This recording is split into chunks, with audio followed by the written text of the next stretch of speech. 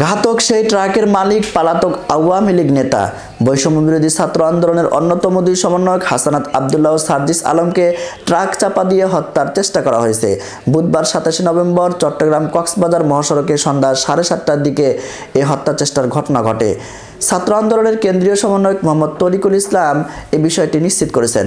এদিকে ছাত্র আন্দোলনের চট্টগ্রাম বিশ্ববিদ্যালয়ের সমন্বয়ক খান তালাত মোহাম্মদ রাফি তার ব্যক্তিগত ফেসবুক অ্যাকাউন্ট থেকে লাইভে এসে জানিয়েছেন, হাসানাত ও সার্জিস আলমকে চাপা দেওয়া এই ট্রাকটির মালিক একজন আওয়ামী লীগ নেতা।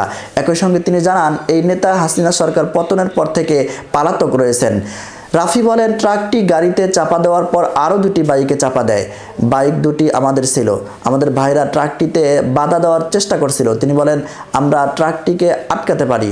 ট্রাকের ড্রাইভার এবং হেল্পারকে ধরে আমরা যখন জিজ্ঞেস করি গাড়িতে কেন চাপা দেওয়া হলো, তখন তারা বলতে থাকে, চাপা দিয়েছি, কি করবেন, মারবেন, মেরে ফেলবেন, জেলে দেবেন, দেন। রাফি বলেন, আমরা জানি না আমাদের নিরাপত্তা কতটুকু। দিন নাই রাত নাই আমরা ছুটছি, যখন যেখানে সমস্যা আমরা যাচ্ছি এবং কথা বলছি। আমরা আমাদের জায়গা থেকে কাজ করছি, কিন্তু কিছু মহল শুরু থেকেই এ পর্যন্ত আমাদের ক্ষতি করার জন্য উঠে পড়ে লেগে আছে, আর তারই প্রতিফলন আজ আপনারা দেখলেন।